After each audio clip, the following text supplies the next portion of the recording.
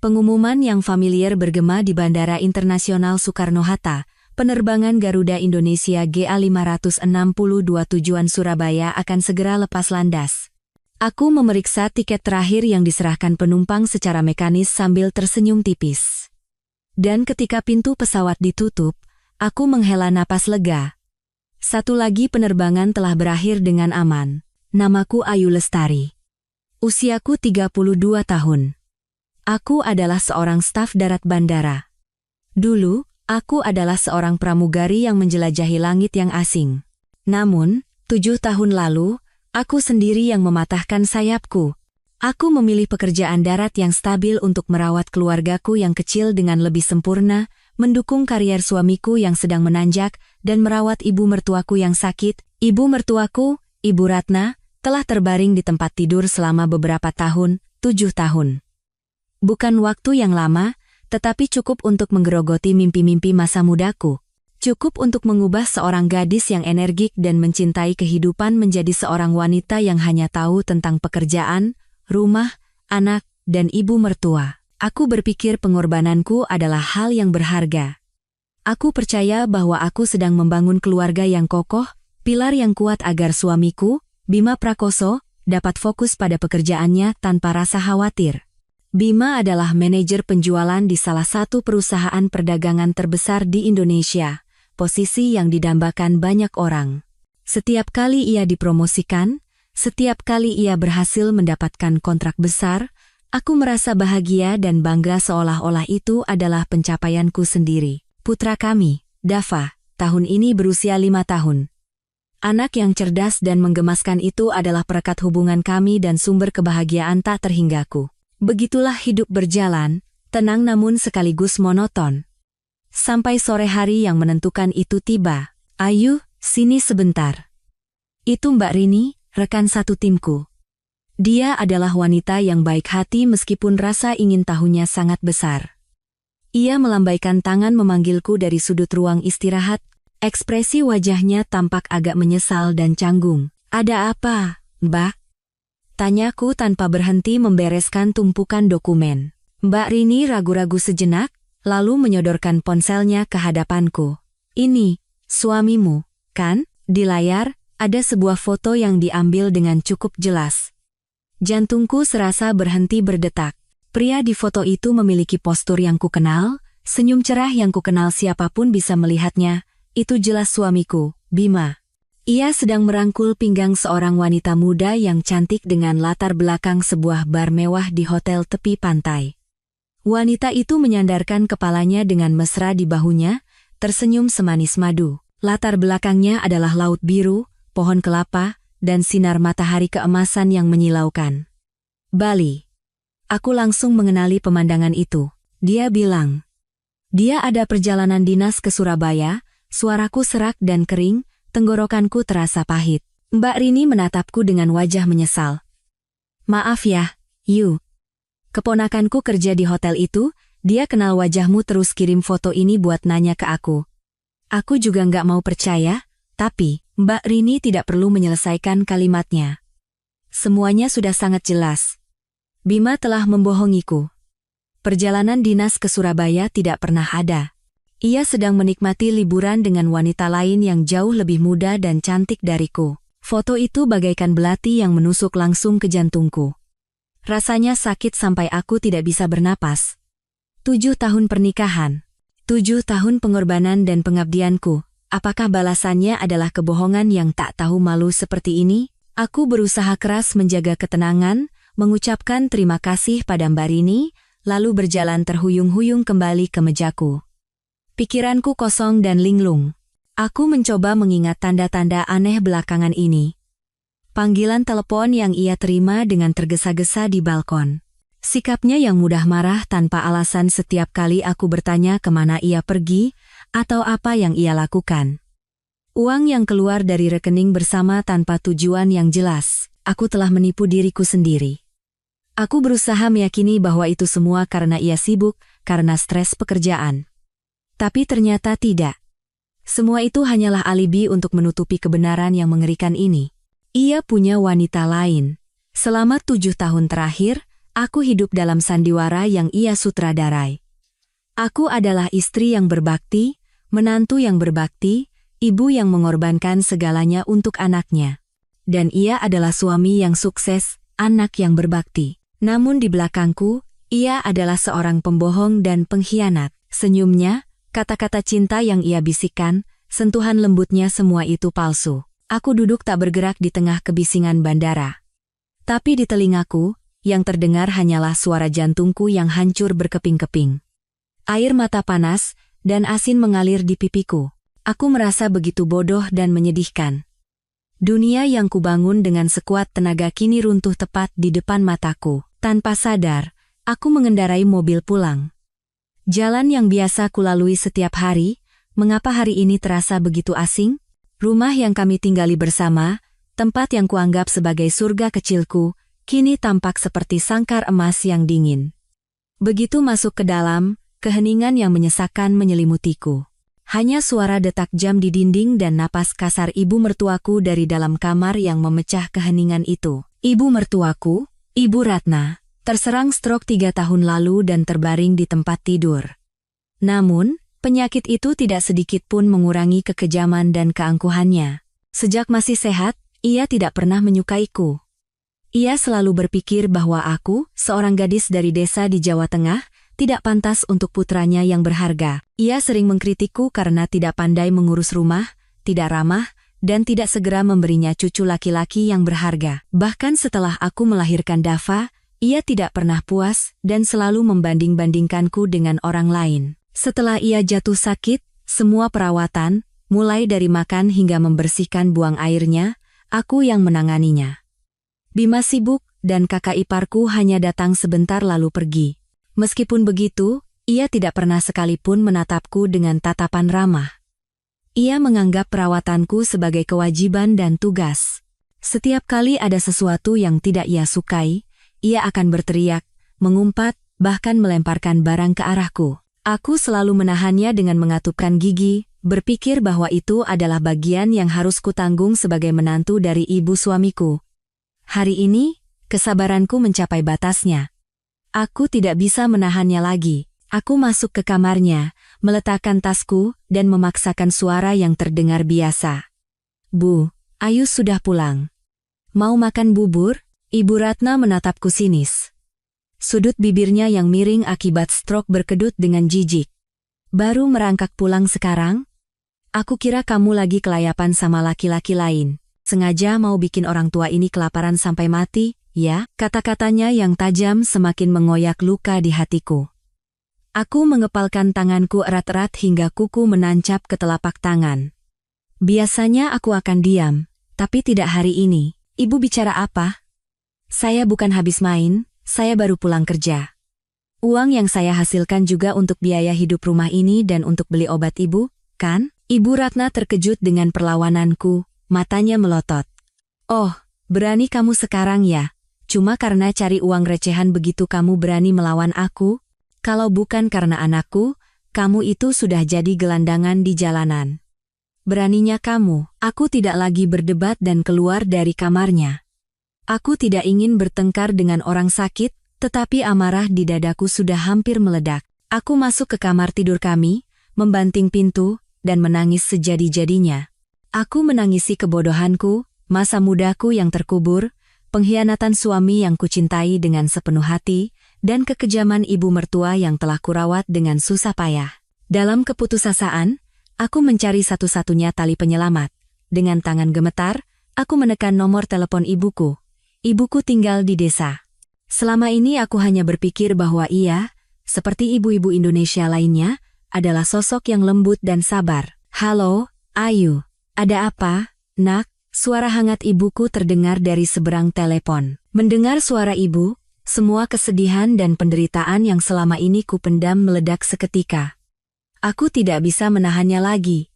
Ibu. Ibu. Aku hanya bisa memanggil namanya sambil terisak. Ayu, kenapa? Ada apa? Apa Bima berbuat sesuatu padamu? Suara ibuku menjadi panik. Aku menarik napas dalam-dalam dan dengan suara terseduh-seduh, aku menceritakan semuanya pada ibu. Tentang foto itu, tentang kebohongan Bima, tentang kekejaman Ibu Ratna, dan tentang rasa sakit serta keputusaasaanku. Aku berbicara dengan suara yang patah-patah dan kacau di antara isak tangis. Di seberang telepon, ibuku mendengarkan dengan tenang. Ia tidak memotong ceritaku, tidak memberikan simpati yang terburu-buru, hanya menunggu sampai aku menumpahkan semua emosiku.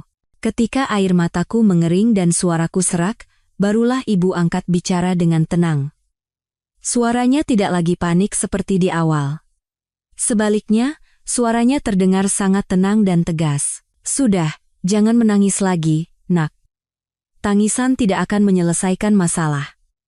Sekarang, dengarkan baik-baik kata ibu. Aku terisak pelan sambil menyimak. Pertama, mulai sekarang, kamu harus bersikap seolah-olah tidak terjadi apa-apa. Perlakukan Bima dan ibunya seperti biasa, seolah kamu tidak pernah melihat foto itu. Bisa, iya. Tapi rasanya sulit sekali, Bu. Sulit pun harus dilakukan. Ini yang paling penting. Kedua, besok ibu akan selesaikan urusan di sini dan berangkat ke Jakarta. Ibu akan bantu merawat mertuamu di sana, jadi kamu bisa punya waktu untuk istirahat. Benaka, Bu? Tapi, tidak ada tapi-tapian, potong ibu. Dan ketiga, ini yang paling penting. Ibu dan kamu akan bersama-sama memberi pelajaran yang tidak akan pernah dilupakan seumur hidup pada suami pengkhianat dan ibu mertua jahat itu. Semua yang menjadi hakmu, dan juga Dava, akan ibu bantu rebut kembali. Kamu percaya sama ibu? Aku terperangah mendengar perubahan ibuku. Kemana perginya ibuku yang lembut dan sabar? Wanita di seberang telepon ini adalah orang yang sama sekali berbeda cerdas, tajam, dan penuh tekad. Di tengah keputusasaan yang ekstrem, kata-kata ibu bagaikan pelampung penyelamat. Aku tidak punya pilihan lain selain mempercayainya. Iya, Bu. Aku percaya. Bagus. Kalau begitu, lakukan apa yang ibu perintahkan. Serahkan semuanya pada ibu. Setelah telepon ditutup, aku duduk termangu di atas tempat tidur. Air mataku sudah berhenti, tetapi rasa sakitnya masih ada. Namun, rasa putus asa telah berubah menjadi emosi lain. Penantian. Menunggu ibu, menunggu rencana untuk balas dendam. 2 hari kemudian, ibu tiba di Jakarta. Ia hanya membawa 1 koper kecil. Dengan postur tubuhnya yang tegap, rambut berubannya yang disanggul rapi, dan yang terpenting, tatapan matanya yang cerah dan kuat, entah kenapa aku merasa tenang. Ibu tidak menangis atau mengutuk menantunya seperti ibu-ibu lain. Ia luar biasa tenang. Setelah menyapa Ibu Ratna yang terang-terangan menunjukkan ketidaksukaannya pada kedatangan besan dari desa, ibu menarikku ke kamar tidur dan mengunci pintu. Kemudian ia membuka kopernya. Di dalamnya, selain beberapa helai pakaian, ada barang-barang yang membuatku terkejut, sebuah kamera digital yang sangat kecil, beberapa perangkat yang terlihat seperti alat perekam, dan setumpuk dokumen tebal. Ini semua yang sudah ibu siapkan, kata ibu dengan suara rendah dan jelas. Ibu menunjukkan kamera itu padaku. Ini kamera super kecil. Pasang di sudut ruang keluarga dan kamar Ibu Ratna yang paling tidak mencolok. Kamera ini akan merekam suara dan video. Kita butuh bukti bagaimana wanita itu memperlakukanmu. Selanjutnya, ibu mengeluarkan tumpukan dokumen. Saat ibu membalik lembar demi lembar, duniaku sekali lagi jungkir balik. Dokumen itu berisi foto-foto Bima bersama beberapa wanita yang berbeda, bukan hanya satu, selama beberapa tahun terakhir. Ada yang terlihat seperti mahasiswi, ada juga yang tampak modis dan glamor. Mereka makan bersama, menonton film bersama, bahkan keluar masuk hotel. Ibu, kapan dan bagaimana bisa? Kaget, kan? Ibu menatap lurus ke mataku. Ibu sudah curiga pada Bima sejak lama. Firasat seorang ibu tidak pernah salah. Sejak setahun yang lalu, ibu menyewa orang untuk mengawasinya. Ibu tidak memberitahumu karena tidak mau membuatmu sakit hati, dan saat itu kita belum punya cukup bukti untuk menjatuhkannya. Dengan tangan gemetar, aku menerima foto-foto itu. Jantungku terasa seperti diremas. Perselingkuhannya bukan baru-baru ini, tapi sudah direncanakan dan dilakukan secara sistematis untuk menipuku sejak lama. Aku telah hidup bersama iblis berwujud manusia. Bukan itu saja, lanjut ibu dengan suara dingin. Ia menunjuk ke dokumen lain di tumpukan itu. Itu adalah salinan laporan transaksi rekening bank. Ini bagian yang paling mengerikan. Selama 2 tahun terakhir, Bima diam-diam menarik uang dari rekening tabungan bersama kita. Totalnya hampir 500 juta rupiah, dipindahkan ke rekening pribadinya. Dan dengan uang itu, ia membeli apartemen mewah di Kemang, dan membiarkan salah satu gadis itu tinggal di sana. Aku merasa dunia berputar. 500 juta. Uang yang kami kumpulkan dengan berhemat selama bertahun-tahun. Aku berkorban. Aku bekerja keras. Aku tidak pernah membeli barang mahal untuk diriku sendiri. Semuanya demi keluarga kami dan masa depan Dava. Dan dia, dengan kejamnya mengambil semua itu dan menghamburkannya untuk bersenang-senang dengan wanita lain. Rasa sakit di hatiku kini berubah menjadi kemarahan yang membara. Bajingan, desisku. Aku akan langsung menemuinya dan menuntut penjelasan. Tunggu. Ibu memegang tanganku. Kalau kamu marah sekarang, kamu akan merusak segalanya. Jangan bertindak gegabah. Bima itu licik dan penuh perhitungan. Kalau kamu membuat keributan sekarang, dia akan mengelak atau bahkan membalikkan kesalahan padamu. Setelah semua asetnya dipindahkan, kamu akan keluar dari pengadilan dengan tangan kosong. Ibu menatapku dengan tatapan tajam. Sekarang kita harus bertindak cerdas. Ibu punya rencana yang sangat rinci. Kita tidak hanya akan bercerai. Kita akan menghancurkannya secara sosial dan membuatnya membayar semua perbuatannya padamu. Ibu mulai menjelaskan rencananya langkah demi langkah, dengan jelas dan dingin. Tahap pertama adalah mengumpulkan lebih banyak bukti tentang perlakuan kasar Bima secara psikologis padaku dan bagaimana Ibu Ratna melindunginya. Tahap kedua, dan yang paling kejam, adalah menggunakan Ibu Ratna sebagai alat. Kita akan membuat wanita itu terusir ke jalanan, kata ibu tanpa ragu sedikit pun. Kita akan membuat sebuah sandiwara agar seluruh dunia melihat wajah asli anak yang berbakti dan ibu mertua yang terhormat itu. Opini publik adalah senjata yang sangat kuat, nak. Begitu citranya hancur, karirnya juga akan tamat. Aku bergidik mendengar rencana ibu. Mendorong seorang wanita tua yang sakit ke jalanan? Bukankah itu terlalu kejam? Tetapi bayangan Bima memeluk wanita muda itu, bayangan uang hasil jerih payahku dihamburkan olehnya, muncul kembali. Sisa belas kasihan dalam diriku padam oleh kebencian. Dia dan ibunya telah memperlakukanku lebih kejam dari itu. Mereka tidak pantas dikasihani. Aku akan melakukan seperti kata ibu, kataku dengan suara tegas, aku akan membuatnya menyesal. Ibu mengangguk puas. Pikiran yang bagus, putriku. Mulai saat ini, kamu bukan lagi istri yang lemah. Kamu adalah seorang ibu yang berjuang untuk anakmu, untuk kehormatanmu, dan untuk masa depanmu. Jadilah kuat. Malam itu, aku berbaring di samping ibu, tetapi tidak bisa tidur. Rencana ibu terus berputar di kepalaku. Perang akan segera dimulai. Perang tanpa kompromi. Dan aku, yang tadinya korban, kini siap menjadi seorang pejuang. Keesokan paginya, aku mulai menjalankan tahap pertama dari rencana ibu. Aku harus membuat keberadaan ibu di rumah ini tampak wajar dan legal agar Bima dan ibunya tidak curiga.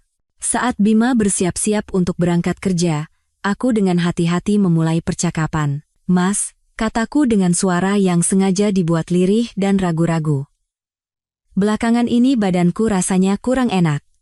Mungkin karena terlalu banyak pekerjaan, dan merawat ibu sendirian juga terasa berat. Bagaimana kalau ibu dari desa datang ke sini untuk beberapa hari? Sekalian melepas rindu, bisa juga bantu-bantu merawat ibu, menurutmu bagaimana? Bima, yang sedang memasang dasinya, berbalik dan mengerutkan kening. Ia menilaiku dari atas sampai bawah. Aku berusaha memasang ekspresi selelah dan sepucat mungkin. Entah karena wajahku benar-benar terlihat buruk, atau karena alasan lain, ia langsung mengangguk. Boleh juga. Bagus kalau ibumu datang.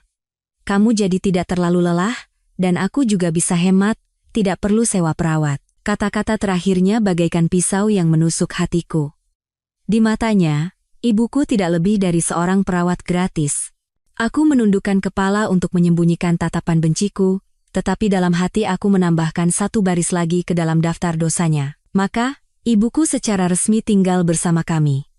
Bima tidak curiga sedikit pun, bahkan tampak senang karena beban merawat ibunya yang tua berkurang. Ia sama sekali tidak tahu bahwa keberadaan ibuku adalah awal dari kehancurannya. Sejak hari pertama, ibu mulai bekerja. Ia berakting sebagai wanita desa yang lugu, pendiam, dan hanya tahu bekerja dalam diam. Saat Bima sudah berangkat kerja, ibu dengan cekatan memasang 2 kamera super kecil yang ia bawa. Satu disembunyikan di balik pot tanaman di sudut ruang keluarga, menghadap langsung ke sofa tempat Ibu Ratna biasa menonton TV. Satu lagi dipasang dengan cerdik di atas lemari di kamar Ibu Ratna, dengan pemandangan ke seluruh ruangan. Semuanya dilakukan dengan sempurna tanpa meninggalkan jejak. Sejak ibu datang, hidupku memang terasa lebih ringan. Ibu mengambil alih perawatan Ibu Ratna. Ia memasak bubur bergizi dan dengan sabar menyuapinya sesendok demi sesendok. Ia membersihkan kamarnya hingga bersih dan wangi. Setiap malam, ia memijat lengan dan kaki Ibu Ratna. Ibu melakukan semua itu dalam diam dan dengan tulus.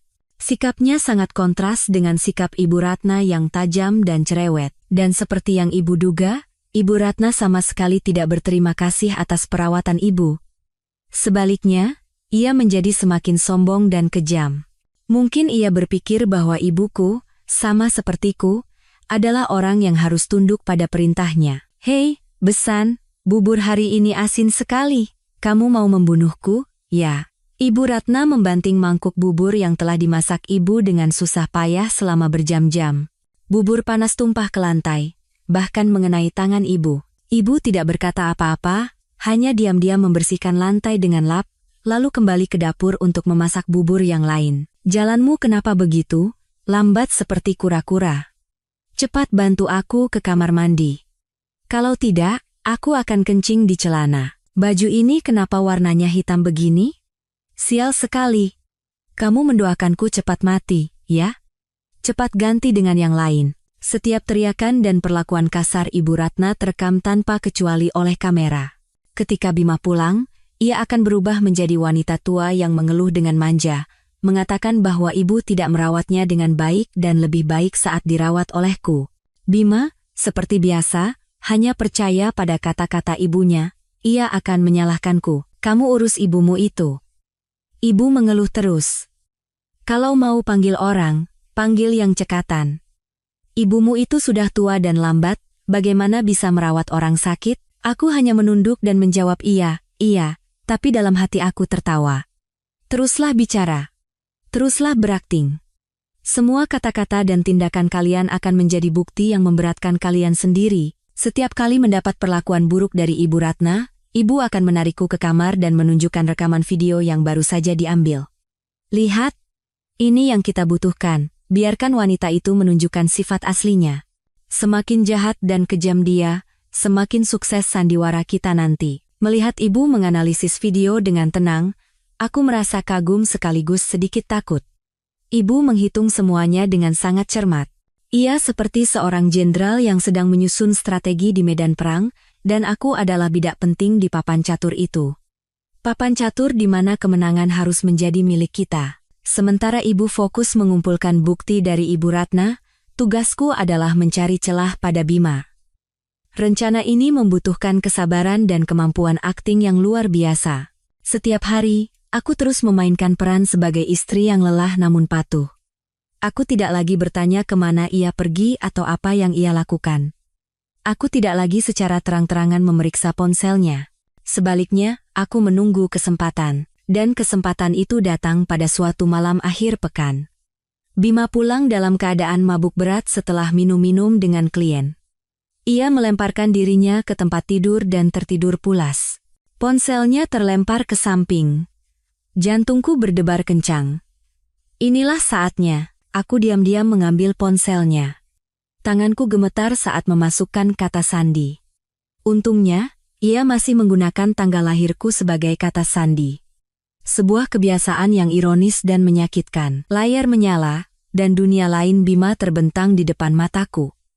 Di galeri foto, bukan hanya foto di Bali yang ditunjukkan Mbak Rini, ada ratusan foto lainnya. Bima dan kekasihnya yang bernama Fania ada di mana-mana, di restoran mewah di Jakarta, di atas kapal pesiar di Labuan Bajo, di sebuah resor di Raja Ampat.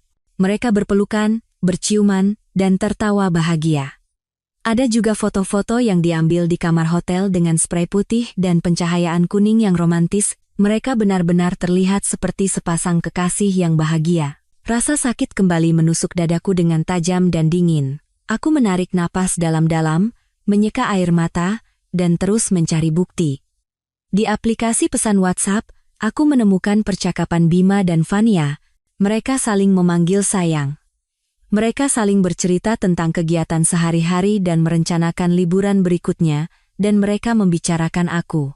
Mereka menyebutku istri tua, mesin pembuat anak, dan beban di rumah. Sayang, sabar sedikit lagi ya sama perempuan itu. Begitu posisiku di perusahaan aman, aku akan langsung menceraikannya. Saat itu kita bisa hidup bersama dengan tenang, tulis Fania. Iya, aku tahu. Aku akan mengganti semua penderitaanmu, sayang, balas Bima, disertai emoji hati. Aku membacanya dengan tangan dan kaki gemetar. Ia bukan hanya berselingkuh, ia sudah merencanakan untuk mencampakkanku sejak lama. Tetapi yang lebih membuatku terkejut adalah bukti-bukti finansial. Di email dan pesan, aku menemukan bukti pemesanan tiket pesawat, bukti pembayaran tas, jam tangan, dan perhiasan mewah, dan yang paling mengerikan, bukti transfer. Ratusan juta rupiah ditransfer dari rekening Bima ke rekening Fania dengan keterangan uang jajan dari sayang. Seluruh tubuhku terasa membeku. Itu uangku. Uang hasil keringat dan air mataku. Aku menggunakan uang itu untuk membayar listrik dan air, biaya sekolah anak, dan obat ibu mertua. Dan dia menggunakan uang itu untuk membiayai kekasihnya. Tidak berhenti di situ. Aku menemukan hal-hal yang lebih menakutkan di riwayat pencarian internetnya, pengacara perceraian terbaik, cara pembagian harta gono gini tanpa rugi, cara agar suami yang berselingkuh bisa dapat hak asuh anak. Ia sudah mempersiapkan pertarungan hukum. Ia berencana merebut segalanya dariku, dari harta hingga putraku tercinta. Dengan tangan gemetar, aku menggunakan ponselku untuk memotret semua layar. Setiap foto, setiap pesan, setiap bukti transfer. Aku mengirim semuanya ke akun email rahasia yang sudah kusiapkan sebelumnya. Ini akan menjadi senjata terkuatku di pengadilan. Saat aku meletakkan kembali ponselnya, langit sudah mulai terang. Aku memandang pria yang tertidur lelap di sampingku. Wajahnya saat tidur tampak begitu tenang dan polos. Tetapi aku tahu, di balik penampilan itu, bersembunyi sesosok iblis. Iblis yang egois, licik, dan kejam. Cintaku padanya telah mati. Sepenuhnya. Kini di hatiku hanya tersisa kebencian dan tekad untuk membuatnya membayar. Aku diam-diam keluar dari kamar dan pergi ke kamar ibu. Ibu belum tidur, ia menungguku. Tanpa berkata apa-apa, aku menunjukkan semua yang baru saja kutemukan. Ibu memeriksanya satu persatu dengan teliti. Wajahnya tidak menunjukkan emosi, tetapi matanya berkilat dingin. Bagus, kata ibu. Bukti sudah hampir terkumpul semua. Waktunya kita melancarkan pukulan telak semakin dekat. Nah, waktunya sudah matang, kata ibu pada suatu malam setelah kami meninjau kembali semua bukti yang telah kami kumpulkan. Suaranya tenang namun penuh wibawa, dan kekuatan itu membuatku merasakan kekuatan yang sama muncul dari dalam diriku. Besok, kita mulai sandiwaranya. Sepanjang sore, ibu sibuk menelepon. Aku tidak tahu siapa yang ia hubungi, tetapi aku samar-samar mendengar nama-nama jurnalis atau orang-orang berpengaruh di media sosial. Ibuku, yang selama ini kukira hanya menghabiskan hidupnya di dapur, ternyata memiliki jaringan yang tidak pernah kubayangkan. Ia mengerahkan segalanya untuk menyiapkan panggung terbesar bagi putrinya. Keesokan harinya, kami memilih akhir pekan, saat Bima sekali lagi pergi dengan alasan pertemuan penting dengan klien. Aku tahu betul siapa kliennya itu. Ibu dan aku mulai bersiap. Kami memilihkan pakaian yang paling lusuh dan menyedihkan untuk Ibu Ratna. Aku merasa sedikit bersalah, tetapi ibu menatapku dengan tatapan tegas. Jangan lupa, mereka telah memperlakukanmu lebih buruk dari ini. Merasa kasihan sekarang sama dengan bunuh diri. Ibu memberiku sebotol kecil obat tetes mata. Gunakan saat perlu. Tapi ibu yakin air matamu akan tulus. Kami menempatkan Ibu Ratna di kursi roda dan berbohong bahwa kami akan mengajaknya jalan-jalan mencari udara segar. Ia tampak tidak senang, tetapi tidak menolak. Mungkin ia juga bosan terlalu lama terkurung di dalam rumah. Ibu memanggil taksi online berkapasitas 7 penumpang. Kami langsung menuju jantung kota Jakarta, kawasan bundaran Hotel Indonesia, karena akhir pekan, tempat itu sangat ramai. Saat taksi berhenti, jantungku mulai berdebar kencang. Aku takut dengan tatapan orang-orang, takut tidak memiliki keberanian untuk memainkan peranku dengan sempurna. Ibu menggenggam tanganku erat. Kehangatan dan keyakinannya menular padaku. Jangan takut nak, pikirkan Dava. Pikirkan masa depanmu dan anakmu, kamu sedang melakukan hal yang benar. Kami mendorong kursi roda Ibu Ratna ke tempat yang paling mencolok di pinggir jalan. Ibu mundur, berbaur dengan kerumunan, dan bersiap merekam video dari jauh. Sekarang, panggung ini milik aku. Menarik napas dalam-dalam, membiarkan semua kesedihan dan penderitaan yang selama ini kupendam meluap. Obat tetes mata dari ibu tidak diperlukan. Air mata panas mulai mengalir di pipiku. Aku terduduk di samping kursi roda, menutupi wajahku, dan menangis terseduh-seduh. Awalnya hanya isakan tertahan, tetapi perlahan menjadi tangisan yang memilukan dan putus asa. Kerumunan mulai memperhatikan, dan beberapa orang yang penasaran berhenti. "Mbak, ada apa?" tanya seorang ibu parubaya. Aku mengangkat wajahku yang basah oleh air mata dan memulai aktingku. Suaraku bergetar dan terbata-bata. "Tolong, Bu. Tolong kami. Suami saya meninggalkan kami." Aku mulai bercerita. Aku menceritakan bagaimana aku harus mengorbankan karierku untuk merawat ibu mertuaku yang sakit. Aku menceritakan bagaimana suamiku yang seorang pejabat sukses berselingkuh dan memberikan semua uangnya kepada kekasihnya. Aku menceritakan bagaimana ia tidak pernah peduli pada ibunya yang sakit dan melimpahkan semua beban padaku. Aku menceritakan kelelahanku, kesulitanku, dan bagaimana aku kebingungan karena tidak punya uang sepeser pun untuk membeli obat ibu mertuaku. Dia pergi dengan wanita muda dan cantik itu. Dia bilang ibu adalah beban. Dia menyuruh saya membuangnya ke jalanan kalau tidak sanggup merawatnya. Sekarang saya harus bagaimana? Saya juga seorang wanita, saya ingin dicintai. Kenapa takdir begitu tidak adil pada saya?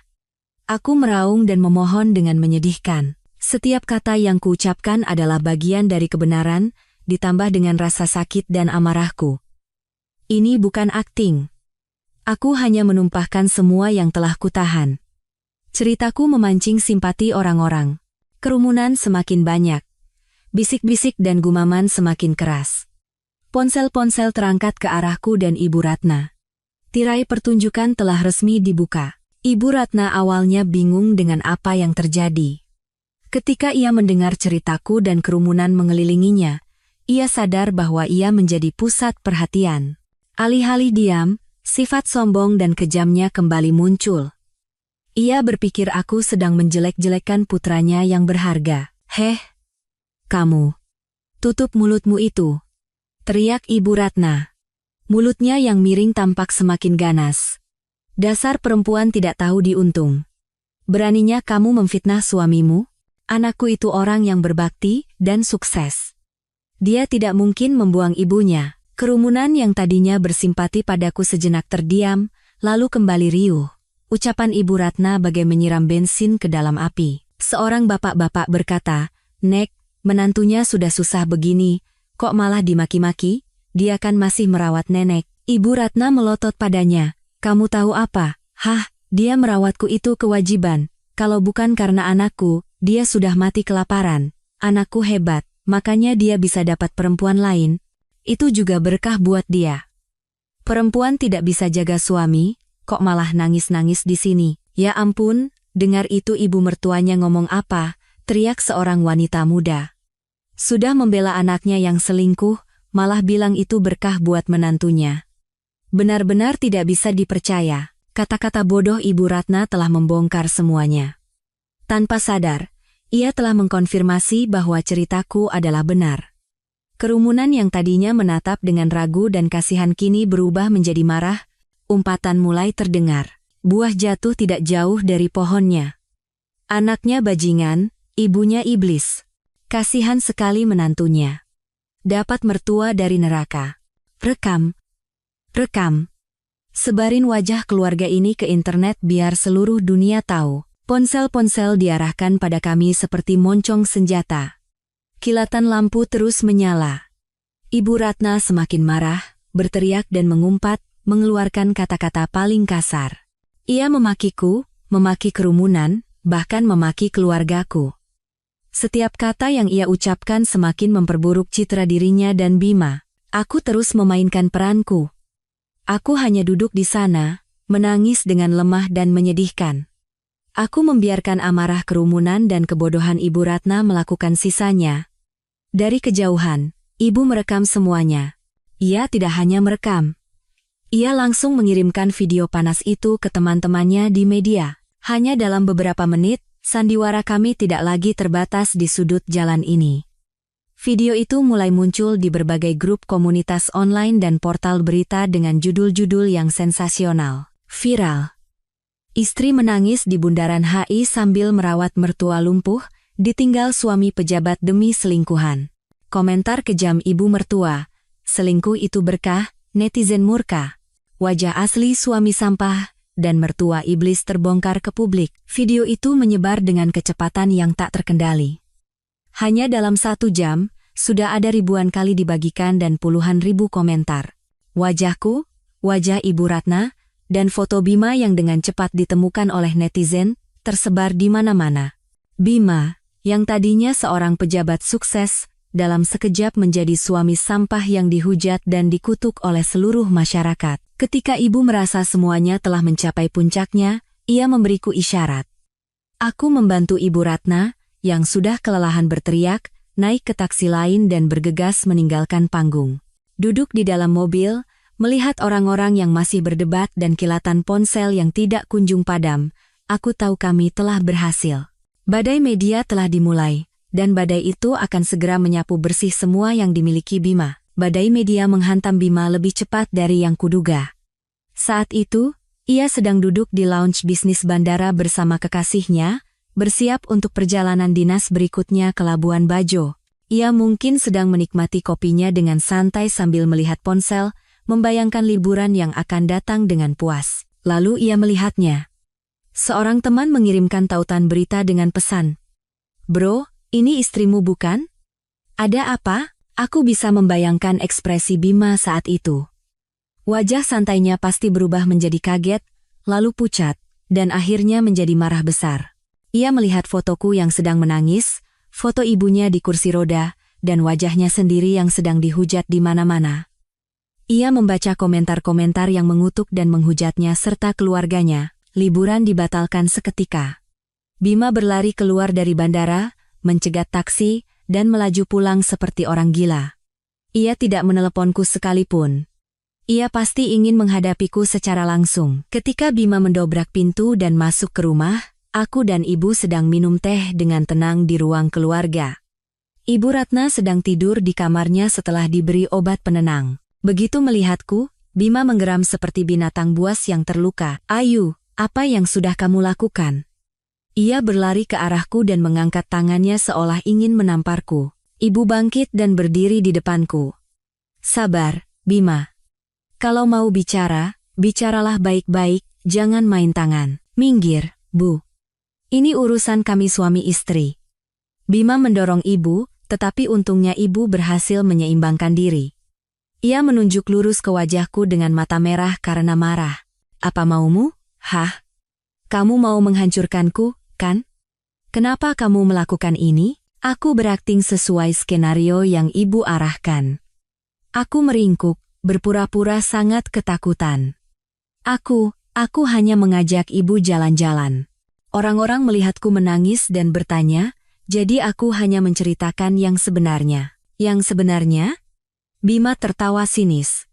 Yang sebenarnya adalah kamu sengaja mempermalukanku dan seluruh keluarga ini. Lihat. Seluruh dunia menghujatku. Karierku, kehormatanku, semuanya hancur gara-gara kamu. Aku tidak sengaja.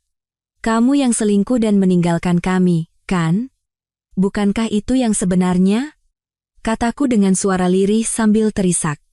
Air mataku kembali mengalir. Bima terdiam.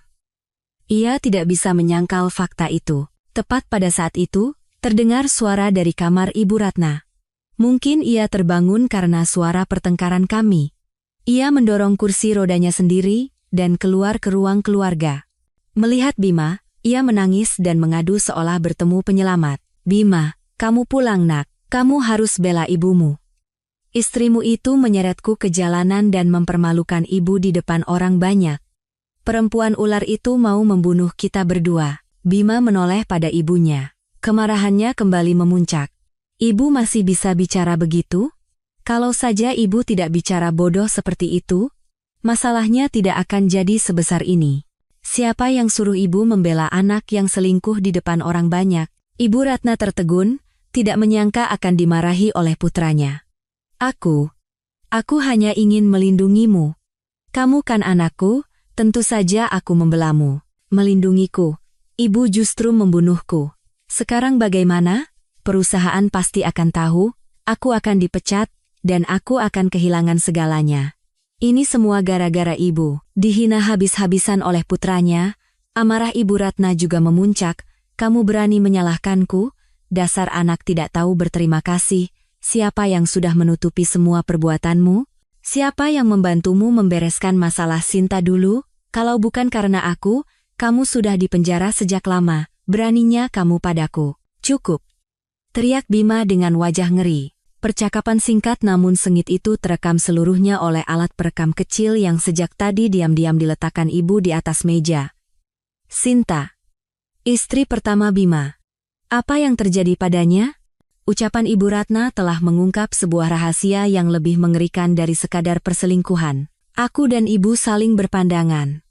Kami telah mendapatkan bukti yang lebih berharga dari emas. Bima dan ibunya, dalam kemarahan mereka, telah menggali kuburan mereka sendiri. Bima sadar ia telah salah bicara. Ia tidak lagi berdebat dengan ibunya dan mencoba melampiaskan amarahnya padaku, tetapi sia-sia. Aku hanya menangis, dan ibu melindungiku.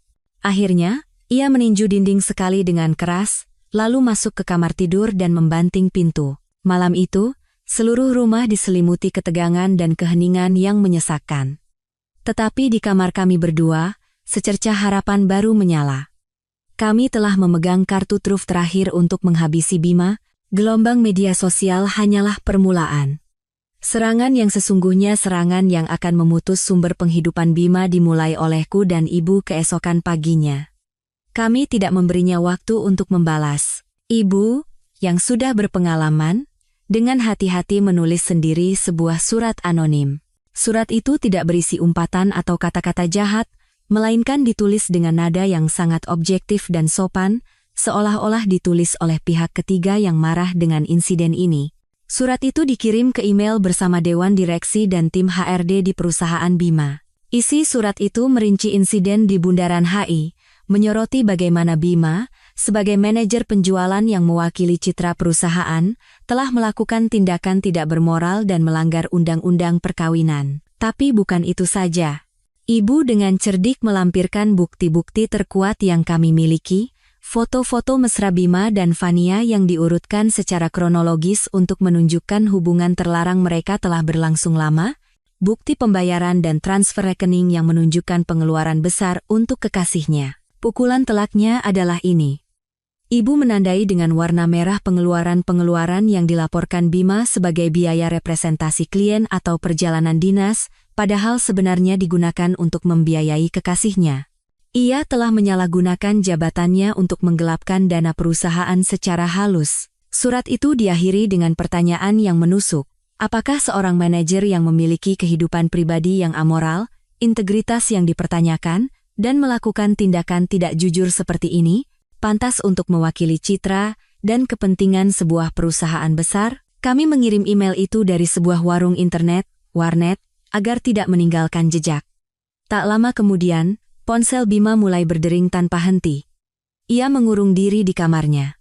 Aku bisa mendengar suaranya yang panik saat menjelaskan, membela diri, dan bernegosiasi di telepon.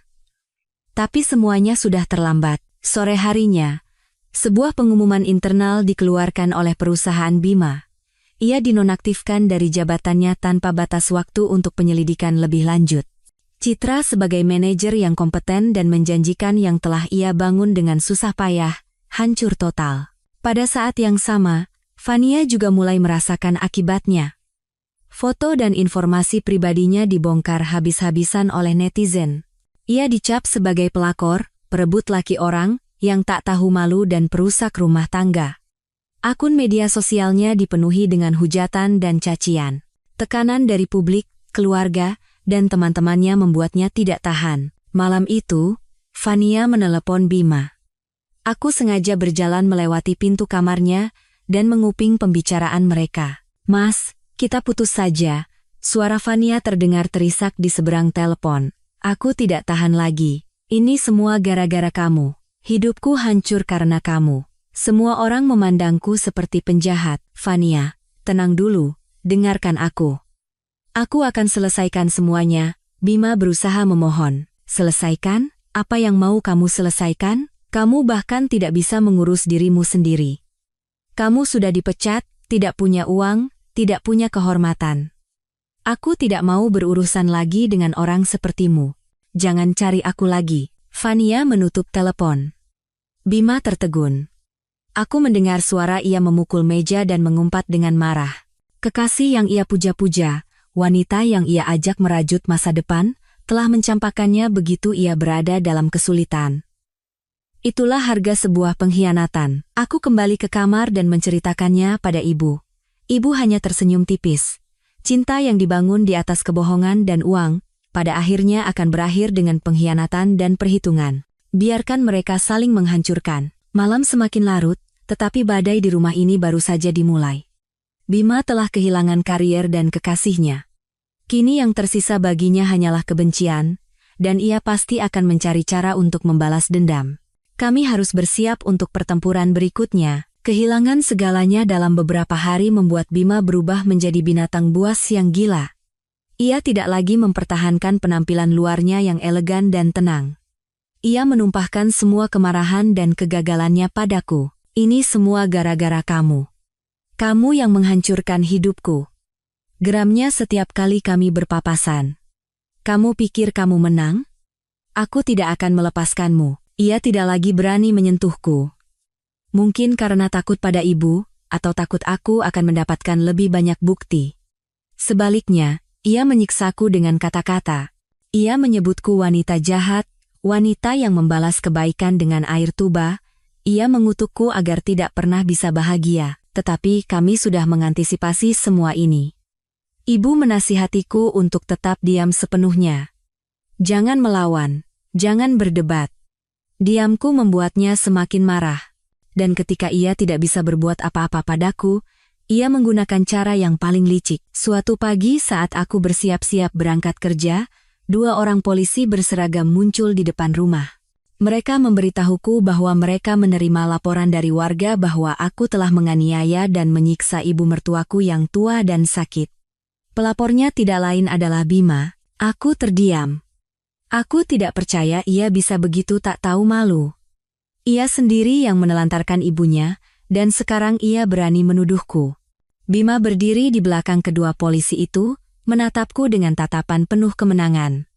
Ia pasti berpikir telah berhasil menyudutkanku. Ia ingin menggunakan hukum untuk membalas dendam dan mencemarkan nama baikku, tapi ia salah. Aku dan ibu sudah siap menghadapi situasi ini. Silakan masuk, Pak Polisi, kata ibu dengan tenang. Kami siap bekerja sama untuk mengungkap kebenaran. Setelah para polisi duduk, ibu mulai menjelaskan. Ia tidak panik sama sekali. Ia mengeluarkan tablet dan memutar video-video yang telah direkam oleh kamera tersembunyi. Bapak-bapak, ini adalah bukti bagaimana putri saya merawat ibu mertuanya dan bagaimana beliau meresponsnya. Di layar, video ditampilkan dengan jelas. Adegan saat aku dengan sabar menyuapi Ibu Ratna sesendok demi sesendok, sementara ia terus mengumpat. Adegan saat aku membersihkan makanan yang sengaja ia tumpahkan. Adegan saat ibuku memijatnya sementara ia terus menyindir. Para polisi itu menggelengkan kepala saat menontonnya. Bukan itu saja, lanjut ibu. Pak Bima menuduh putri saya telah melakukan kekerasan pada ibunya. Kalau begitu, silakan lihat video ini. Ibu memutar video lain. Adegan di mana Ibu Ratna mencoba meraih remote di atas meja, lalu kehilangan keseimbangan dan jatuh dari kursi rodanya. Tepat pada saat itu, aku yang berada di dapur berlari keluar dan segera membantunya berdiri. Tidak ada orang lain di ruangan itu, ia jatuh dengan sendirinya. Wajah Bima berubah pucat pasi. Ia tergagap. Tidak benar. Dia merekayasa video itu. Dia menjebak saya. Salah satu polisi menoleh ke arah Bima dan berkata dengan tegas, "Pak Bima, kami akan memeriksa keaslian video ini. Tetapi dari apa yang kami lihat, laporan Anda sama sekali tidak berdasar. Membuat tuduhan palsu terhadap orang lain adalah tindakan melanggar hukum. Mohon pikirkan kembali tindakan Anda." Kedua polisi itu pergi, meninggalkan Bima yang berdiri termangu di tengah rumah. Rencana balas dendamnya gagal total. Alih-alih menyakitiku, ia justru membuat dirinya sendiri terlihat sebagai penuduh yang licik. Malam itu, ia tidak lagi berteriak. Ia minum sendirian dalam kegelapan. Agresivitasnya telah berubah menjadi kegagalan dan keputusasaan. Ia kalah, dengan memalukan, tetapi perang belum berakhir. Masih ada rahasia terakhir, kebenaran mengerikan yang akan segera kami ungkapkan. Setelah upaya tuduhan palsunya gagal, Bima menjadi semakin berbahaya. Ia tidak lagi berteriak, tetapi diamnya lebih menakutkan. Ia menatapku dan ibu dengan tatapan penuh kebencian, seolah siap menerkam kapan saja. Beberapa kali ia pulang dalam keadaan mabuk, merusak barang-barang di rumah sambil menggumamkan ancaman. Merasakan situasi yang semakin genting, aku dan ibu, bersama pengacara kami, mengajukan perintah penahanan darurat ke pengadilan. Permohonan itu dilampiri dengan rekaman pertengkaran Bima dengan ibu, foto-foto perabotan yang rusak, dan surat pernyataanku tentang ancamannya. Pengadilan dengan cepat mengabulkan permohonan itu. Bima dilarang mendekatiku, putraku, dan rumah kami dalam radius 100 meter. Pada saat yang sama, untuk mencegahnya terus memindahkan aset, pengacaraku meminta pengadilan untuk membekukan semua aset atas nama Bima, rekening bank, dan properti hingga proses perceraian selesai. Bima menerima surat perintah dari pengadilan di rumah. Ia membacanya, wajahnya menjadi pucat dan tangannya gemetar. Ia diusir dari rumahnya sendiri, dan semua akses finansialnya diblokir. Ia benar-benar terpojok. Saat Bima diam-diam mengemasi pakaiannya untuk pergi, ia tidak menatapku, tetapi aku bisa merasakan kebencian yang luar biasa di matanya. Saat pintu dibanting, aku akhirnya bisa menghela napas lega. Akhirnya, kami berdua mendapatkan kedamaian sejenak. Tetapi tepat ketika aku berpikir bisa beristirahat, sebuah panggilan telepon tak terduga menyeretku ke dalam badai yang lebih besar. "Halo, apa benar ini dengan Mbak Ayu?" Suara seorang wanita muda yang agak kukenal terdengar dari seberang telepon. "Iya, saya sendiri. Ini siapa ya?" "Saya. Vania." "Vania. Kekasih Bima." Jantungku serasa mencelos. Kenapa ia meneleponku? Untuk mengejek? Memprovokasi? Ada apa? Suaraku sedinjines. Tolong jangan tutup teleponnya." Suara Vania menjadi panik. "Saya telepon bukan untuk cari gara-gara. Saya mau bantu Mbak. Saya punya sesuatu yang sepertinya sangat Mbak butuhkan." Aku diam, curiga. Vania melanjutkan dengan suara gemetar. "Mas Bima. Dia itu iblis. Bodoh sekali saya sampai percaya padanya. Setelah berita Mbak viral, dia datang ke saya, mengancam dan minta uang. Dia bilang kalau saya tidak menuruti kemauannya, dia tidak akan melepaskan saya. Saya takut sekali, Mbak." Vania mulai menangis. Waktu bertengkar, dia keceplosan. Dia menceritakan sesuatu yang sangat mengerikan. Tentang istri pertamanya, Mbak Sinta. Nama Sinta disebut lagi. Kali ini bukan dari mulut Ibu Ratna, tetapi dari mulut kekasih Bima. "Cerita apa?" tanyaku, merasakan jantungku berdebar kencang. Dia bilang, "Kematian Mbak Sinta bukan karena kecelakaan alergi obat. Dia bilang dia sendiri yang melakukannya. Mbak Sinta, sama seperti Mbak sekarang, tahu kalau dia selingkuh dan minta cerai. Karena takut kehilangan harta dan kehormatannya, dia dengan licik membunuh Mbak Sinta. Seluruh tubuhku mendingin. Ucapan yang dilontarkan Ibu Ratna ternyata benar. Bima bukan hanya seorang peselingkuh dan pelaku kekerasan. Ia adalah seorang pembunuh. Bagaimana aku bisa percaya padamu? Aku berusaha tetap tenang. Saya punya buktinya, kata Fania cepat. Dia menceritakan semuanya saat mabuk.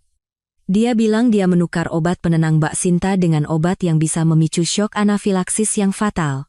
Tapi dia tidak tahu kalau di lorong rumah sakit hari itu ada CCTV. Dia berhasil mengambil rekaman aslinya dan menghancurkannya. Tapi saya diam-diam sudah membuat salinannya untuk berjaga-jaga. Saya akan kirimkan ke Mbak. Saya hanya minta satu hal. Nanti di pengadilan, tolong jangan beratkan saya. Saya juga korban yang ditipu olehnya. Segera setelah panggilan berakhir, Fania mengirimkan file video itu ke emailku. Aku dan ibu membukanya dengan tangan gemetar. Videonya buram dan tanpa suara, tetapi isinya cukup untuk membuat siapapun yang melihatnya merinding. Itu adalah rekaman Bima yang diam-diam memasuki kamar rawat Sinta di tengah malam. Ia melihat sekeliling, lalu dengan cepat mengeluarkan suntikan dari sakunya dan menyuntikkannya ke dalam infus istrinya. Kemudian, ia keluar dari kamar dengan tenang. Beberapa jam kemudian, alarm dari monitor jantung Sinta berbunyi, dan para perawat bergegas masuk. Semuanya sangat jelas. Ini bukan lagi bukti perselingkuhan. Ini adalah bukti pembunuhan. Aku dan ibu duduk termangu di dalam kamar. Kebencian dalam diriku kini telah berubah menjadi rasa takut dan jijik. Aku telah hidup bersama seorang pembunuh berdarah dingin selama 7 tahun. Ibu, sekarang kita harus bagaimana? Tanyaku gemetar. Ibu, setelah terkejut sejenak, kembali tenang seperti biasanya. Ia menggenggam tanganku erat, tatapannya tegas. Jangan takut, nak, keadilan akan ditegakkan. Iblis itu harus membayar semua dosanya. Besok kita bawa ini ke pengacara. Gugatan cerai ini bukan lagi sekadar perceraian biasa. Akhirnya, hari sidang terakhir gugatan cerai kami tiba. Udara di dalam ruang sidang terasa khidmat dan menyesakan. Aku duduk di kursi penggugat. Di sampingku ada ibu dan pengacaraku, Pak Haris, seorang pria parubaya yang tenang namun dengan tatapan mata yang tajam. Di seberang, Bima duduk dengan penampilan kuyu dan lesu. Ia menatapku dengan mata cekung yang penuh kebencian. Di sampingnya duduk seorang pengacara muda yang tampak percaya diri. Sidang dimulai. Pihak Bima maju lebih dulu. Pengacaranya mencoba menggambarkanku sebagai istri pencemburu yang buta, yang merekayasa segalanya untuk mencemarkan nama baik suaminya dan merebut hartanya.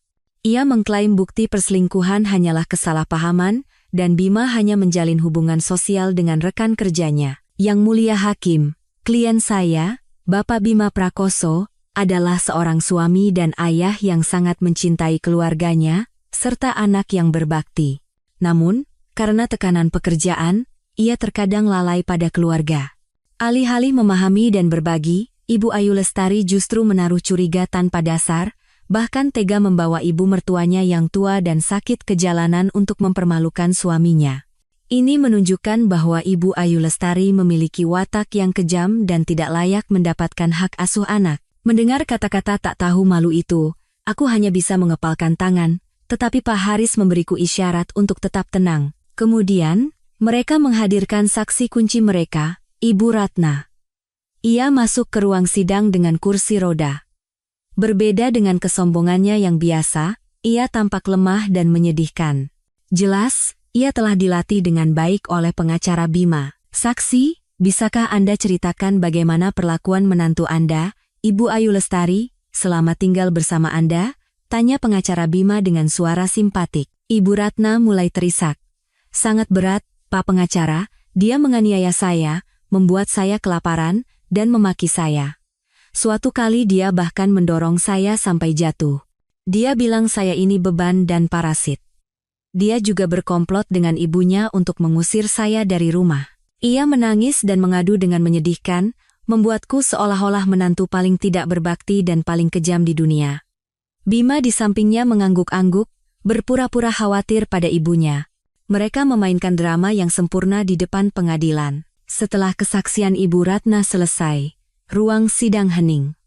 Semua mata tertuju padaku, campuran antara kasihan dan celaan. Kini giliran pengacaraku, Pak Haris, untuk berdiri. Ia tidak terburu-buru, dengan tenang ia mengajukan satu pertanyaan pada Ibu Ratna. Saksi, apakah Anda yakin semua yang baru saja Anda katakan adalah kebenaran? Tentu saja benar. Saya mungkin sudah tua, tapi ingatan saya masih bagus, kata Ibu Ratna dengan tegas. Baiklah, kata Pak Haris, lalu menoleh ke arah hakim. Yang mulia hakim, untuk membuktikan bahwa kesaksian saksi sepenuhnya bohong, kami ingin mengajukan sebuah video. Layar besar di ruang sidang menyala. Video pertama adalah adegan Ibu Ratna membanting mangkuk bubur dan memaki ibuku. Berikutnya adalah adegan ia jatuh sendiri dari kursi rodanya dan aku bergegas membantunya. Dan banyak video lain yang menunjukkan perlakuannya yang kejam padaku dan ibu. Wajah Ibu Ratna berubah dari putih menjadi ungu. Ia tergagap.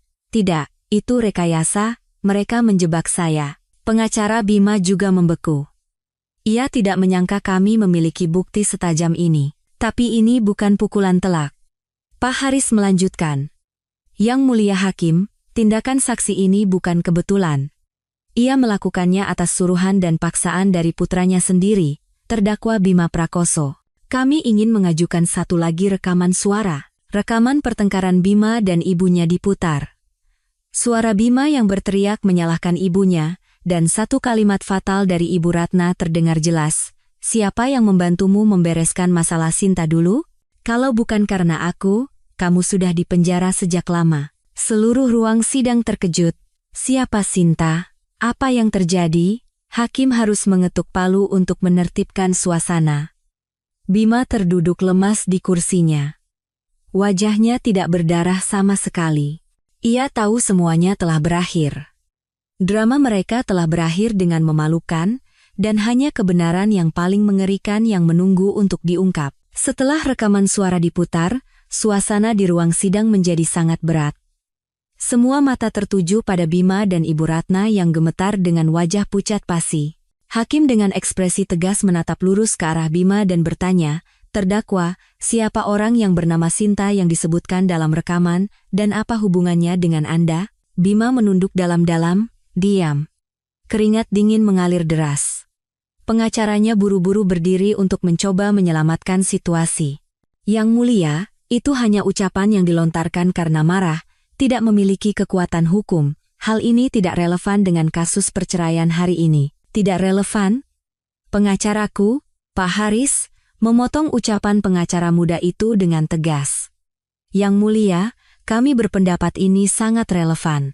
Karena ini menunjukkan watak asli terdakwa, seorang manusia yang tidak segan-segan melakukan apapun untuk mencapai tujuannya, tanpa sedikit pun rasa bersalah. Pak Haris mengangguk ke arahku, memberi isyarat. Aku menarik napas dalam-dalam, mencoba menenangkan jantungku yang berdebar kencang. Inilah momen penentuan. Yang mulia hakim, suara Pak Haris bergema di seluruh ruang sidang. Orang yang disebut Sinta adalah almarhumah Sinta Dewi, istri pertama dari terdakwa Bima Prakoso. 5 tahun yang lalu, ia dinyatakan meninggal dunia akibat syok anafilaksis setelah pemberian obat. Kasus ini ditutup sebagai kecelakaan yang tragis. Tapi, apakah itu kebenarannya? Pak Haris berhenti sejenak, membangun ketegangan hingga puncaknya. Hari ini, kami membawa bukti terakhir. Bukti yang akan membongkar semua kebohongan dan kejahatan terdakwa. Dengan izin yang mulia, kami ingin memutar sebuah video. Hakim mengangguk. Layar besar kembali menyala. Kali ini bukan video kehidupan sehari-hari di rumah, melainkan rekaman CCTV buram dengan tanggal dan waktu 5 tahun yang lalu tertera di sudutnya. Seluruh ruang sidang menahan napas. Video itu menunjukkan lorong rumah sakit yang sepi di tengah malam. Pintu sebuah kamar terbuka, dan Bima masuk diam-diam. 5 tahun yang lalu ia lebih muda, tetapi sorot matanya sudah penuh kelicikan. Ia melihat sekeliling, lalu mendekati tempat tidur di mana seorang wanita terbaring tidur, pasti Sinta. Ia mengeluarkan suntikan kecil dari sakunya dan dengan cepat menyuntikkan isinya ke dalam kantong infus yang tergantung di samping tempat tidur pasien, tindakannya tegas dan dingin. Setelah selesai, Ia keluar dari kamar dengan tenang seolah tidak terjadi apa-apa. Video berhenti di situ, tetapi keheningan di ruang sidang lebih menakutkan daripada ledakan. Semua orang terperangah. Ibu Ratna menatap putranya dengan tatapan kosong, lalu pingsan di atas kursi rodanya. Bima hancur total. Ia menatap layar dengan tatapan kosong, wajahnya pucat karena ngeri. Ia tidak pernah bermimpi bukti kejahatan yang ia kira telah terkubur selamanya akan ditayangkan di depan seluruh dunia. Tidak. Itu palsu. Semuanya palsu. Bima tiba-tiba berteriak seperti orang gila. Ia bangkit dan menunjuk ke arahku. Itu perbuatannya. Dia menjebakku. Dia mau membunuhku. Perempuan itu iblis. Ia kehilangan akal dan mencoba menyerangku. Tetapi petugas keamanan pengadilan segera meringkusnya. Teriakan dan umpatan gila Bima bergema di seluruh ruang sidang. Tenang. Bawa keluar terdakwa. Hakim mengetuk palunya dengan keras. Bima diseret keluar sambil terus meronta dan berteriak. Dramanya sebagai suami sukses dan anak berbakti berakhir dengan citra seorang pembunuh gila. Semua kebenaran telah terungkap, dan keadilan, meskipun terlambat, akhirnya bersinar. Setelah Bima diseret keluar dan Ibu Ratna dibawa untuk pertolongan pertama, sidang sempat diskors lalu dilanjutkan kembali. Udara masih terasa berat oleh kebenaran mengerikan yang baru saja terungkap, tetapi ketegangan sedikit mereda. Pengacara Bima, dengan wajah pucat pasi, tidak lagi bisa memberikan pembelaan apapun, semua bukti terlalu jelas, dan kata-kata apapun menjadi sia-sia. Hakim, setelah berdiskusi dengan majelis, berdiri dan membacakan putusan akhir. Suaranya yang tegas dan jelas bergema di tengah keheningan mutlak ruang sidang. Setelah meninjau seluruh berkas perkara, bukti-bukti yang diajukan, dan seluruh jalannya persidangan, majelis hakim menyatakan bahwa terdakwa Bima Prakoso terbukti telah melakukan tindakan-tindakan yang melanggar Undang-Undang Perkawinan, termasuk kekerasan psikologis terhadap penggugat Ayu Lestari, dan penelantaran terhadap ibu kandungnya, Ibu Ratna. Tindakan-tindakan ini telah menyebabkan luka fisik dan batin yang mendalam bagi penggugat dan menjadi penyebab utama keretakan rumah tangga. Hakim berhenti sejenak dan menatap lurus ke arahku. Pengadilan mengabulkan gugatan cerai dari penggugat Ayu Lestari. Hubungan perkawinan antara Ayu Lestari dan Bima Prakoso secara resmi berakhir mulai hari ini. Mendengar itu, aku menghela napas lega. Akhirnya, aku bebas. Hakim melanjutkan. Mengenai hak asuh anak, mempertimbangkan cacat moral dan perilaku tidak pantas dari terdakwa Bima Prakoso, maka diputuskan bahwa ia tidak memiliki kualifikasi dan syarat untuk mengasuh anak.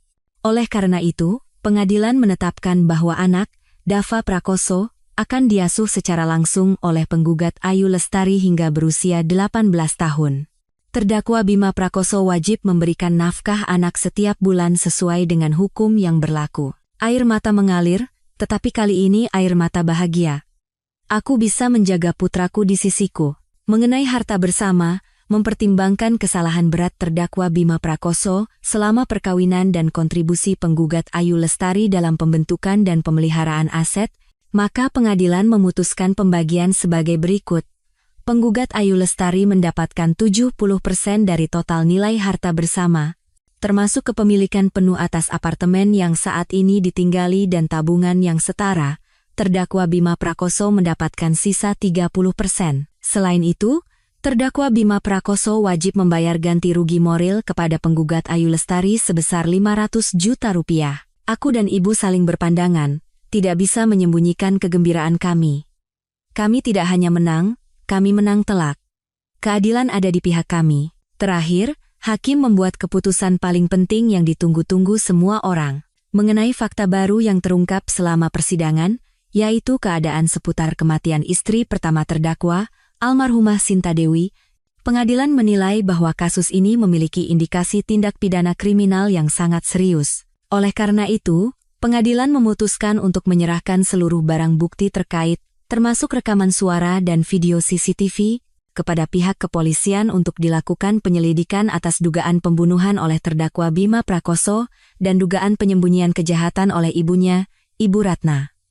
Putusan ini berlaku seketika, palu hakim diketuk, mengakhiri persidangan yang penuh drama.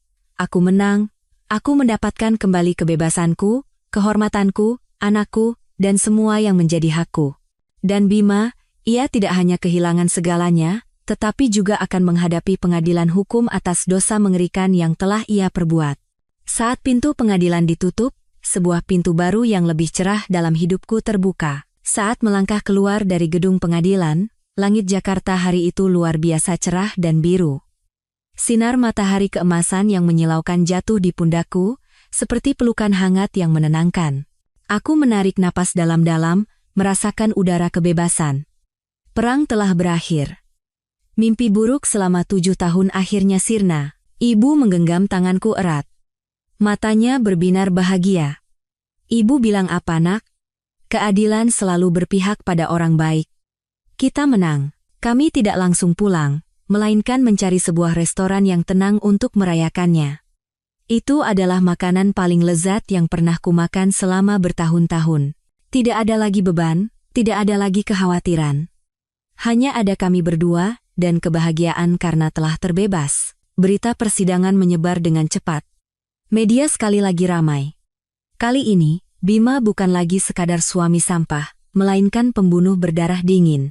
Saat kejahatannya terungkap, kemarahan publik semakin memuncak. Perusahaan lama Bima segera mengumumkan pemecatan resminya, menyatakan bahwa mereka tidak akan menoleransi tindakan yang melanggar hukum dan moral. Semua pintu seolah tertutup di depan Bima. Sementara itu, terjadi hal lain yang tak terduga. Ibu Ratna, setelah siuman di rumah sakit dan mendengar putusan pengadilan serta mengetahui bahwa ia juga bisa dihukum karena menyembunyikan kejahatan, melakukan tindakan yang tidak disangka siapapun, untuk menyelamatkan dirinya sendiri, ia secara sukarela menghubungi polisi dan memberikan kesaksian yang memberatkan putranya sendiri atas kematian Sinta. Ia menceritakan dengan rinci bagaimana ia membantu merekayasa alibi Bima dan membersihkan tempat kejadian. Ia melakukan segalanya dengan harapan mendapatkan keringanan hukuman. Ikatan suci antara ibu dan anak hancur berkeping-keping oleh keegoisan dan ketakutan sesaat. Mendengar berita itu, aku hanya tersenyum tipis. Karma. Bima mendapatkan tusukan terakhir dari ibunya sendiri, orang yang sangat ia percayai dan yang menjadi kaki tangannya dalam kejahatan. Itu mungkin hukuman yang paling pahit baginya. Beberapa hari kemudian, aku kembali ke rutinitasku. Rekan-rekan kerjaku di bandara menatapku dengan pandangan yang berbeda. Ada rasa penasaran, ada simpati, tetapi yang paling banyak adalah rasa hormat. Mbak Rini berlari dan memelukku erat. Ayu, kamu hebat sekali. Aku bangga padamu. Kita perempuan memang harus kuat begini. Aku tersenyum. Aku bukan lagi Ayu yang lemah dan penurut di masa lalu. Aku telah bertransformasi. Badai yang mengerikan tidak merobohkanku, justru membuatku lebih kuat dan tegar. Aku siap memulai hidup baru. Hidup yang hanya ada aku, putraku, dan hari-hari tenang yang terbentang di depan. Hidup tanpa Bima dan Ibu Ratna terasa luar biasa tenang. Tidak ada lagi udara tegang dan menyesakkan di rumah, tidak ada lagi kata-kata sindiran dan caci maki. Sebagai gantinya, tawa ceria Dava dan waktu makan malam kami yang hangat mengisi rumah. Aku menghabiskan lebih banyak waktu dengan putraku. Mengajaknya ke taman, membacakan dongeng setiap malam.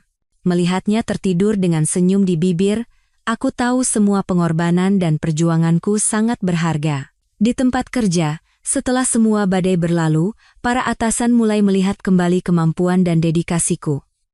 Mereka mengakui profesionalisme dan ketenangan yang kutunjukkan bahkan di tengah badai. Beberapa bulan setelah persidangan, sebuah kesempatan tak terduga datang padaku. Posisi Kepala Departemen Layanan Darat kosong, dan aku direkomendasikan sebagai kandidat. Berkat pengalaman bertahun-tahun dan kinerja luar biasa belakangan ini, aku resmi diangkat. Dari seorang staf biasa menjadi manajer. Ini bukan sekadar promosi, melainkan pengakuan dan penegasan atas nilai diriku yang telah lama hilang. Hidupku perlahan memasuki orbit baru yang stabil dan cerah. Aku berpikir akan hidup seperti ini, mencurahkan seluruh cintaku pada anakku dan merawat ibuku yang sudah menua. Aku tidak lagi percaya pada cinta dan tidak punya keberanian untuk membuka hati pada pria manapun.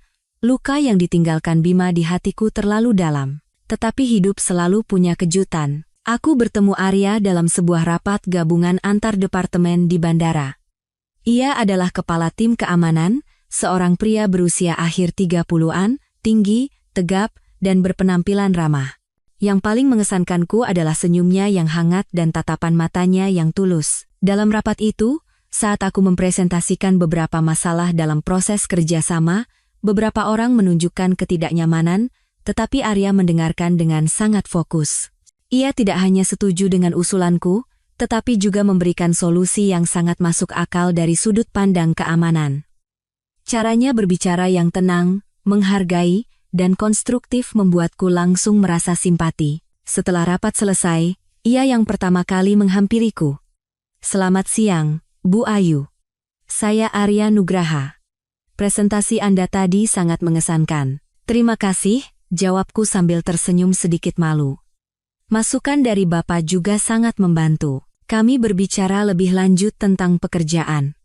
Aku mengetahui bahwa Arya adalah orang yang sangat cerdas, pengertian, dan bertanggung jawab. Berbeda dengan Bima yang tampak hebat dari luar tetapi kosong di dalam, Arya memancarkan rasa aman yang bisa diandalkan. Sejak hari itu, kami sesekali berpapasan di bandara. Setiap kali bertemu, ia selalu menyapaku dengan senyum yang sangat ramah. Terkadang ia memberiku secangkir kopi hangat sambil berkata, kelihatannya lelah sekali. Perhatiannya yang tidak berlebihan namun cermat membuat hatiku hangat. Hubungan kami berkembang sangat alami dan perlahan. Ia tidak pernah bertanya tentang masa laluku. Aku yakin ia pasti pernah mendengar ceritaku yang heboh, tetapi ia hanya diam-diam berada di sisiku, mendengarkan ceritaku tentang pekerjaan dan Dava. Ia bercerita tentang tim keamanannya, tentang hobinya membaca dan merawat tanaman. Suatu hari, saat kami minum teh bersama setelah bekerja, aku memberanikan diri bertanya, "Apa Anda tidak penasaran dengan masa lalu saya?" Arya menatapku. Tatapannya masih hangat. "Saya percaya masa lalu seseorang tidak mendefinisikan siapa dia saat ini. Yang saya lihat, Bu Ayu adalah wanita yang kuat, ibu yang hebat, dan manajer yang kompeten. Bagi saya, itu sudah cukup." Kata-katanya membuat jantungku bergetar. Untuk pertama kalinya dalam bertahun-tahun, aku merasa benar-benar diakui dan dihargai. Tunas kecil kepercayaan dan harapan mulai tumbuh di hatiku yang kering. Aku pikir mulai sekarang hari-hariku akan cerah, tetapi awan gelap yang tak terduga kembali datang. Ibuku, pilar kekuatanku, belakangan ini sering batuk dan berat badannya turun drastis. Awalnya kami berdua menganggapnya hanya karena perubahan cuaca dan usia, tetapi ketika gejalanya tidak membaik, aku membawa ibu untuk pemeriksaan kesehatan lengkap. Saat memegang hasil pemeriksaan, aku merasa tanah di bawah kakiku runtuh. Ibu didiagnosis menderita kanker paru-paru stadium awal. Penyakit mengerikan yang hanya kudengar di sinetron, kini menimpa orang yang paling kucintai. Aku hampir terduduk lemas di koridor rumah sakit. Rasa takut kehilangan ibu ribuan kali lebih besar daripada rasa sakit saat dikhianati. Namun, justru ibu yang paling tenang. Ia menggenggam tanganku dan berkata dengan suara yang masih tegar, "Ini kan masih stadium awal, apa yang ditakutkan? Pengobatan sekarang sudah sangat canggih. Kanker bukan vonis mati. Ibu masih harus melihat putri ibu bahagia, masih harus melihat Dava tumbuh besar dan menikah." Sikap optimis ibu membangkitkanku. Aku menyeka air mata dan berjanji pada diri sendiri untuk menjadi kuat. Ibu telah berjuang untukku, sekarang giliranku berjuang untuk ibu. Aku segera mengambil cuti, mengatur semua pekerjaan agar bisa fokus merawat ibu. Aku mencari dokter terbaik, meneliti metode pengobatan terbaru. Aku memasak makanan bergizi untuk ibu, menemaninya jalan-jalan setiap hari untuk menghiburnya. Selama ibu di rumah sakit, Arya hampir setiap hari datang menjenguk. Ia tidak banyak mengucapkan kata-kata penghiburan kosong. Ia hanya diam-diam membawakan sebotol teh krisan hangat, beberapa buku bagus, atau hanya duduk menemani ibu bermain catur. Ia juga sangat pandai menenangkan Dava, menjelaskan pada anak itu bahwa neneknya hanya sedikit lelah dan akan segera sehat kembali. Kehadirannya yang tenang namun kokoh memberikan kekuatan besar bagi kami bertiga. Suatu malam, saat hanya berdua dengan ibu di kamar rumah sakit, Ibu tiba-tiba memegang tanganku dan menceritakan sesuatu yang belum pernah kudengar sebelumnya. Kamu tahu, kenapa ibu begitu tegas membantumu saat masalah dengan Bima dulu? Aku menggeleng. Ibu menatap keluar jendela, pandangannya jauh. Karena ibu tidak mau kamu mengulangi kesalahan ibu. Ayahmu dulu juga seorang pengkhianat. Aku terkejut. Ayah meninggal saat aku masih sangat kecil. Dalam ingatanku, ayah adalah sosok yang lembut dan menyayangi istri serta anaknya. Ibu tersenyum sedih. Itulah citra yang ibu ingin kamu ingat tentang ayahmu. Tapi kenyataannya, dia juga berselingkuh dan sangat menyakiti ibu. Waktu itu, ibu juga hampir menyerah sepertimu. Tapi ibu tidak bisa, karena kamu. Ibu memilih diam dan sabar demi memberimu keluarga yang utuh. Tapi ibu salah. Kesabaran ibu tidak membawa kebahagiaan. Itu hanya membuat ibu hidup dalam penderitaan dan tidak bisa menahan orang yang ingin pergi. Ibu hidup sebagai wanita lemah dan penurut seumur hidup. Makanya, saat hal itu terjadi padamu, ibu berjanji pada diri sendiri, putriku tidak boleh mengulangi kesalahan yang sama. Kamu harus hidup berbeda dari ibu. Kamu harus kuat dan merebut kebahagiaan serta martabatmu sendiri. Mendengar cerita ibu, air mataku kembali tumpah. Aku memeluknya erat. Di balik sosoknya yang tajam dan penuh tekad, tersembunyi masa lalu yang penuh penderitaan dan pengorbanan. Ia mengubah penderitaannya menjadi kekuatan untuk melindungi putrinya. Aku merasa kasihan sekaligus semakin kagum padanya. Jangan khawatir, Bu, kataku terisak. Aku akan hidup dengan sangat bahagia. Termasuk untuk ibu harus sembuh. Harus, Bu. Ibu tersenyum sambil mengelus kepalaku. Iya, ibu tahu, nak. Ujian seperti ini tidak akan merobohkan ibu. Ujian ini tidak merobohkanku. Sebaliknya, itu membuatku menyadari nilai keluarga dan cinta, dan aku tahu, bahkan di saat-saat tergelap pun, akan ada tangan yang menolongku bangkit. Tangan ibuku, dan tangan hangat Arya. Setelah perawatan intensif, kesehatan ibu membaik secara signifikan. Dokter mengatakan respons pengobatannya sangat efektif berkat deteksi dini dan sikap positif pasien. Ibu diizinkan pulang untuk beristirahat sambil menunggu jadwal operasi, dan kehidupan kami kembali tenang. Tetapi, pohon ingin tenang, angin tak mau berhenti.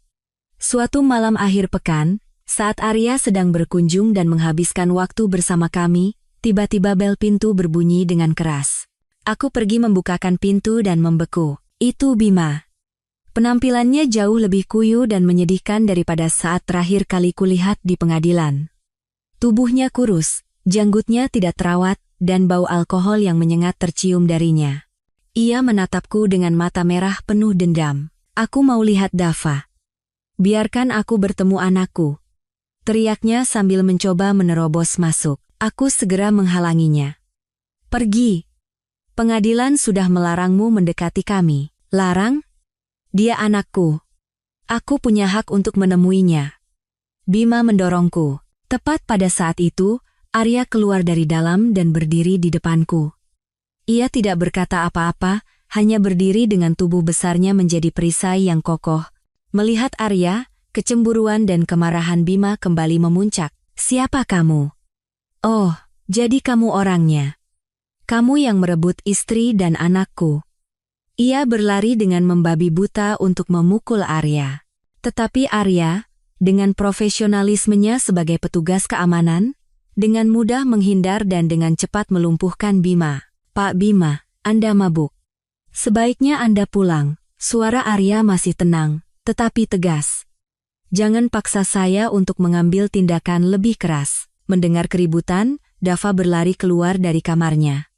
Melihat penampilan Bima yang menakutkan, anak itu berteriak ketakutan dan memeluk kaki Arya erat-erat. Om Arya, takut. Usir om itu. Tindakan putranya adalah tusukan terakhir di jantung Bima. Ia tertegun melihat putranya mencari perlindungan pada pria lain. Agresivitasnya hilang, digantikan oleh ekspresi kekalahan dan penderitaan yang luar biasa. Ia tidak berkata apa-apa lagi, berbalik dan berjalan terhuyung-huyung pergi. Punggungnya tampak sangat kesepian di bawah cahaya lampu jalan yang redup. Setelah Bima pergi, Arya berbalik dan menenangkan Dava. Ia menggendong anak itu, menyeka air matanya, dan menceritakan cerita lucu untuk membuatnya lupa akan rasa takutnya. Melihat pemandangan itu, hatiku terasa hangat. Malam itu, setelah ibu dan Dava tidur, aku dan Arya duduk di ruang tamu. Aku berterima kasih padanya karena telah melindungi kami. Arya menatapku, tatapannya lebih lembut dan tulus dari sebelumnya. Ayu, katanya. Aku tidak ingin menjadi orang yang hanya melindungimu di saat-saat seperti ini. Aku ingin berada di sisimu dan Dava setiap hari, merawat dan melindungi kalian. Ia berlutut dengan satu kaki dan mengeluarkan sebuah kotak beludru kecil dari sakunya. Saat kotak itu dibuka, di dalamnya ada sebuah cincin perak yang sederhana namun elegan. Ayu Lestari, maukah kamu menikah denganku? Aku terdiam, membeku. Air mataku kembali mengalir, tetapi kali ini air mata haru dan bahagia. Saya janda dengan satu anak. Apa Anda yakin? Tanyaku tergagap. Arya berdiri dan memegang tanganku. Sangat yakin. Aku mencintaimu, Ayu. Termasuk masa lalu dan semua lukamu. Aku menyayangi Dava seperti anakku sendiri. Aku tidak akan memaksamu melupakan masa lalu. Aku hanya minta izinmu untuk berjalan bersamamu menuju masa depan. Kalau kamu khawatir, kita bisa membuat perjanjian pranikah. Aku tidak butuh apapun darimu. Aku hanya butuh kamu dan Dava. Kata-katanya yang tulus meruntuhkan semua tembok dan ketakutan di hatiku. Aku telah menemukan seorang pria yang benar-benar mencintai dan menghargaiku. Aku mengangguk sambil menangis bahagia. Iya, akumu. Arya tersenyum dengan senyum paling hangat di dunia. Ia dengan lembut memasangkan cincin itu di jariku. Ukurannya pas sekali, pernikahanku dengan Arya tidak mewah. Hanya sebuah upacara kecil dan hangat di sebuah restoran di tepi danau, di bawah restu ibu, Dava, serta teman-teman dan rekan kerja terdekat.